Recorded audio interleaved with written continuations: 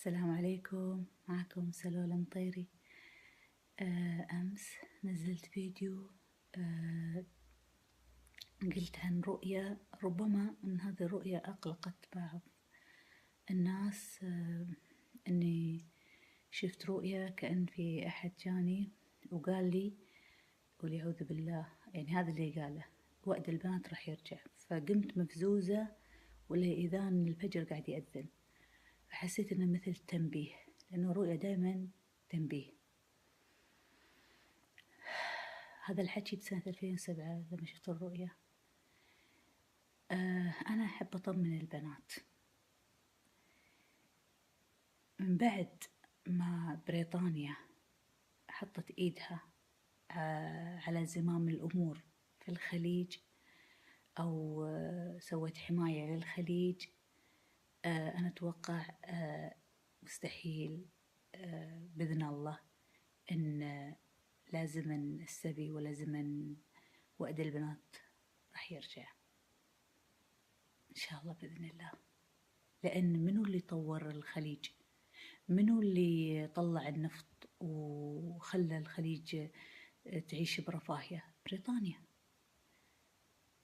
كانت الدولة العثمانية تعتبر الخليج مثل العشوائيات في مصر. الحين في مصر في منطقة اسمها العشوائيات، ناسيتها الحكومة، لا موصل لهم لا ماي ولا كهرباء وعايشين بالمقابر.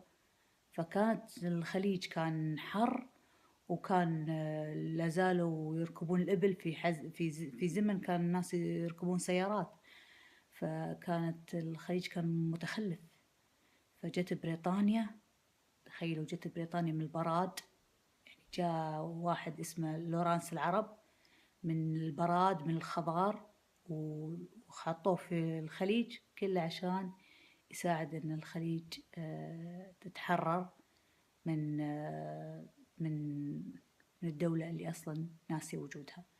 في ناس يمكن يقولون سلوى انتي شو اسمه، انتي شلون تقولين شي دولة عثمانية دولة اسلامية؟ اي بس فكروا من ناحية المصلحة. اهم شي حياة الناس، الروح اهم، الروح اهم. انا قريت قصص كانوا الناس فترة من الجوع كانوا ياكلون بعض. يعني لو تقرون عن الفترة هذه تخترعون شنو الجوع يسوي في الإنسان، ينقلب متوحش. فبالعكس أنا أأيد صراحة الحماية البريطانية، وأرفض الحماية الأمريكية، لأن أمريكا إحنا جربناها في أفغانستان وفي العراق. بلد يعني أمريكا سياستها سياسة، أنا قلتها قبل هالمرة وأتعفف لساني عن وصف السياسة الأمريكية، يعني تهدم وتسرق.